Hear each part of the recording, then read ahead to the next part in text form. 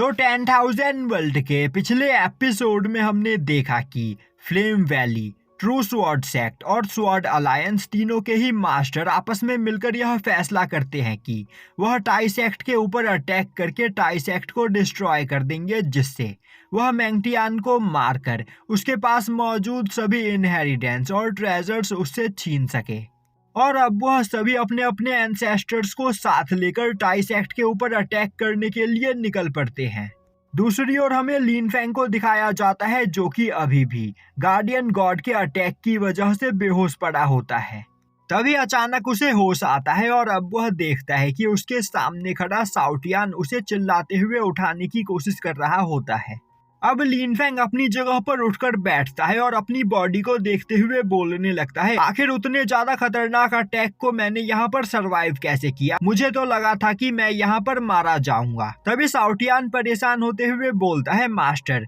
आप पिछले 24 घंटों से यहाँ पर बेहोश हो और आपकी हालत को देखकर मैं सच में काफी ज्यादा डर गया था, पर आप यहाँ पर बिल्कुल ठीक हो, जो देखकर मुझे बहुत ही ज्यादा खुशी हो रही है। तभी लिन फैंग बोलता है, गार्डियन गॉड का वह अटैक इतना ज्यादा खतरनाक था कि मेरा डीमन मार्शल सोल भी डिस्ट्रॉय हो गया था, पर इसके बावजूद मैं यहाँ पर जिंदा कैसे हूँ? और अब वह इस बारे में साउटियान से पूछता है। तभी साउटियान बोलता है, मास्टर, जब आपकी फाइट गार्डियन गॉड के साथ हो रही थी तो वह देखकर मैं काफी ज्यादा डर गया था और डर के मारे मैंने अपनी आंखें बंद कर ली थी, और जब तक यहाँ पर सब कुछ शांत नहीं हो गया तब तक मैं आपके सोल सी के अंदर से निकलकर बाहर नहीं आया। इसी वजह से मुझे यहाँ पर क्या हुआ इसके बारे में कोई भी आइडिया नहीं है। अब यह सुनते ही लिन फैंग अपने सोल सी के अंदर जाकर वहां पर सो रहे थंडर ड्रैगन को आवाज लगाते हुए उससे इस बारे में पूछने की कोशिश करता है, पर थंडर ड्रैगन को उस रियल गॉड ने धमकी दी होती है कि वह लिन फैंग को कुछ भी ना बताए। इसीलिए थंडर ड्रैगन वहां पर सोने का नाटक करने लगता है और कुछ भी नहीं बोलता है।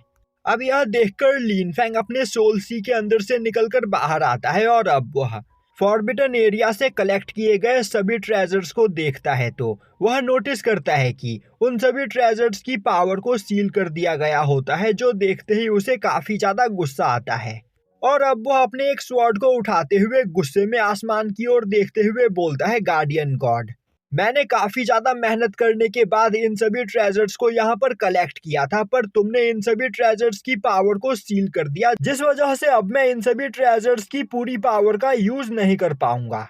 तुमने यह करके मेरे साथ अच्छा नहीं किया, तो आज मैं कसम खाता हूँ कि एक न एक दिन तुम्हें तुम्हारी इस गलती की सजा जरूर दूंगा। तभी आसमान में काफी खतरनाक बिजली चमकने लगती है, जो देखते ही साउटियान डर जाता है और बोलता है, मास्टर, मुझे पता है कि अभी आप गुस्से में हो और इस वर्ल्ड के गार्डियन गॉड से बदला लेना चाहते हो, पर आपको इस वर्ल्ड के गार्डियन गॉड से बदला लेने के लिए यहाँ पर जिंदा रहना होगा, और अगर वह गार्डियन गॉड दोबारा से इस जगह पर आ गया तो हम दोनों का मरना तय है, तो हमें जल्द से जल्द यहाँ से चलना चाहिए। यह सुनते ही लिन फैंग बोलता है, तुम बिल्कुल सही बोल रहे हो, तो हमें यहाँ से सीधा पहले टाई सेक्ट में चलना चाहिए, जिस जगह पर पहुंचकर मुझे इन सभी ट्रेजर्स के ऊपर लगाए गए सील को डिस्ट्रॉय करने का कोई न कोई तरीका ढूंढना होगा, वरना यहाँ पर मेरी पूरी मेहनत बेकार हो जाएगी। दूसरी ओर हमें टाई सेक्ट में सभी मास्टर्स को दिखाया जाता है, जो कि टाई सेक्ट के एंसेस्टर्स के सामने खड़े होते हैं।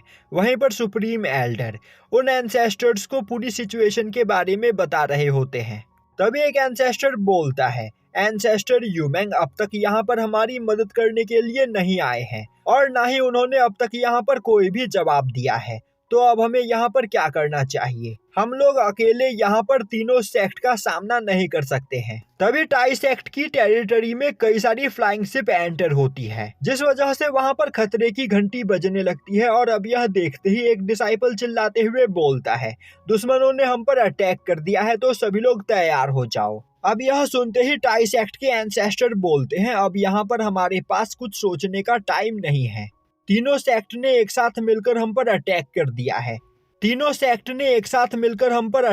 दिया है, तो अब हमें उनसे फाइट करना ही होगा, वरना हमारा टाई सेक्ट आज डिस्ट्रॉय हो जाएगा। और अब टाई सेक्ट का एंसेस्टर काफी तेजी से टाई सेक्ट के हॉल से बाहर आते हुए अपनी पावर को रिलीज करते हुए बोलता है, आखिर तुम्हारी हिम्मत कैसे हुई बिना परमिशन टाई सेक्ट की टेरिटरी में आने की? अब टाइसेक्ट के एंसेस्टर की पावर को देखते ही सभी लोग हैरान हो जाते हैं और बोलने लगते हैं, टाइसेक्ट का एंसेस्टर तो वर्चुअल गॉड के 6th लेवल पर है। तभी ट्रू स्वॉर्ड सेक्ट का एंसेस्टर बोलता है, तुमने बिल्कुल सही कहा, टाइसेक्ट का एंसेस्टर सच में बहुत ही ज्यादा पावरफुल है, पर मेरी भी कल्टीवेशन वर्चुअल गॉड रैलम के 6th लेवल की है, तो मैं काफी आसानी से इसे यहाँ पर संभाल सकता हूँ और तुम सभी लोग टाइसेक्ट के ऊपर अटैक करके इसे डिस्ट्रॉय कर देना। और अब ट्रू स्वॉर्ड सेक्ट का एंसेस्टर फ्लेम वैली और स्वॉर्ड अलायंस के एंसेस्टर के साथ आगे बढ़ते हुए बोलता है, मेरे दोस्त फू, हम यहाँ पर कई सालों के बाद मिल रहे हैं, तो आखिर तुम यहाँ पर इतने ज्यादा गुस्से में क्यों हो?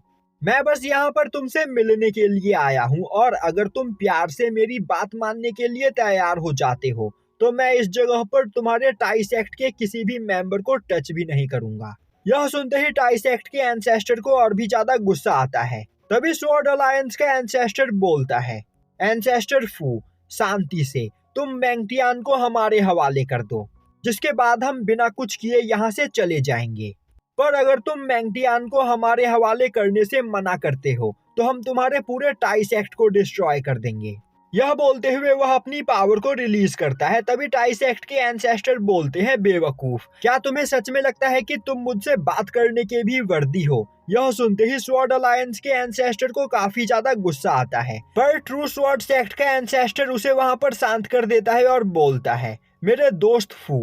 मैं तुमसे फाइट करना नहीं चाहता हूँ, तो प्यार से मैंगटियान को हमारे हवाले कर दो और एक बार इस बारे में सोचो, आखिर तुम कितनी देर तक अकेले यहाँ पर हम तीनों एंसेस्टर्स को रोक पाओगे। तो इस बारे में सोचने के लिए मैं तुम्हें यहाँ पर 2 मिनट का टाइम देता हूँ। तभी टाइसेक्ट के एंसेस्टर के दोनों साथी उसके बगल में आकर खड़े हो जाते हैं और अब यह देखते ही टाइसेक्ट के एंसेस्टर बोलते हैं, तुम्हें लग रहा होगा कि तुम तीनों एक साथ मिलकर मेरे टाइसेक्ट को डिस्ट्रॉय कर सकते हो, पर यह तुम्हारी गलतफहमी है और बेवकूफ हो। मैं तुम्हें यह बताना चाहता हूँ कि मैंगटियान कोई नॉर्मल पर्सन नहीं बल्कि मैंग फैमिली का वारिस है। वह मैंगक्विन क्यू का बेटा है और एंसेस्टर यूमैंग उसके ग्रेट ग्रैंडफादर है। और भले ही आज तुम मेरे टाइसेक्ट को डिस्ट्रॉय करके मैंगटियान को यहाँ पर किडनैप कर लो, पर जल्द ही एंसेस्टर यूमैंग को इस बारे में पता चल जाएगा, जिसके बाद वह तुम तीनों के सेक्ट को डिस्ट्रॉय कर देंगे और तुम्हें कुत्ते की मौत मारेंगे। और तुम लोगों को यह बात तो पता ही होगी कि एंसेस्टर यूमैंग की कल्टीवेशन वर्चुअल गॉड के 9th लेवल की है। यह सुनते ही ट्रू स्वॉर्ड सेक्ट का एंसेस्टर वहां पर थोड़ा घबरा जाता है, पर तभी स्वॉर्ड अलायंस का एंसेस्टर बोलता है, क्या तुमने हमें बेवकूफ समझा है? अगर मैंगटियान एंसेस्टर यूमैंग का ग्रैंडसन होता तो अब तक एंसेस्टर यूमैंग मैंगटियान को प्रोटेक्ट करने के लिए इस जगह पर आ चुके होते। और तो और अगर हमें मैंगटियान के पास मौजूद इनहेरिटेंस और ट्रेजर मिल जाए तो हमारी पावर एंसेस्टर यूमैंग से भी काफी ज्यादा बढ़ जाएगी, जिसके बाद हमें किसी से भी डरने की जरूरत नहीं होगी। यह सुनते ही टाइसेक्ट के एंसेस्टर को काफी ज्यादा गुस्सा आता है और अब वह अपने स्वॉर्ड फॉर्मेशन को एक्टिवेट करते हुए काफी तेजी से ट्रू स्वॉर्ड सेक्ट के एंसेस्टर के ऊपर अटैक कर देता है, जो देखते ही ट्रू स्वॉर्ड सेक्ट का एंसेस्टर एक बैरियर बनाते हुए टाइसेक्ट के एंसेस्टर के अटैक को ब्लॉक करने लगता है और अब वह अपने सभी साथियों से बोलता है कि आगे बढ़ो और टाइसेक्ट को डिस्ट्रॉय कर दो। जो सुनते ही टाइसेक्ट के सभी एल्डर्स अपनी पावर का यूज करते हुए टाइसेक्ट के चारों ओर एक बैरियर बनाते हैं, पर उसी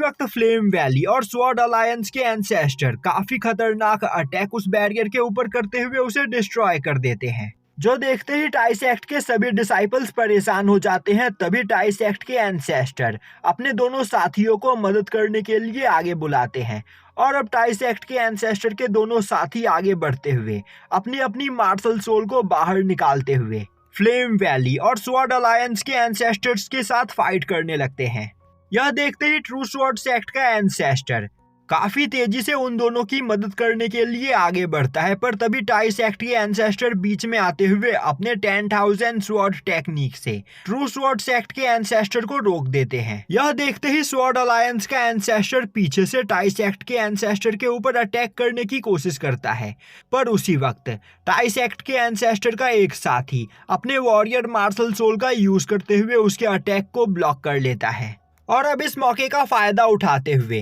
टाइसेक्ट के सभी मास्टर अपनी अपनी पावर को आपस में मर्ज करके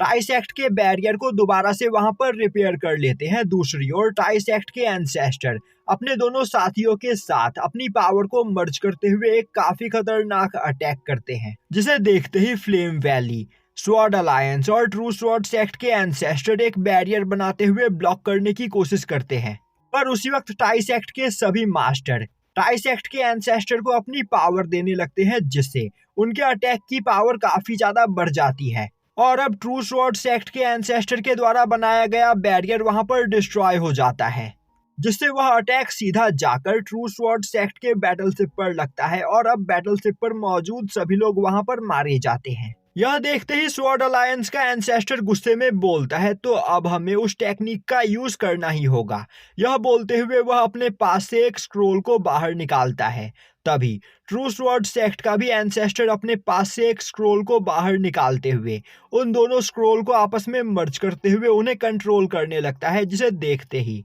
एल्डर चू काफी ज्यादा परेशान हो जाते हैं और यहीं पर यह एपिसोड खत्म हो जाता है।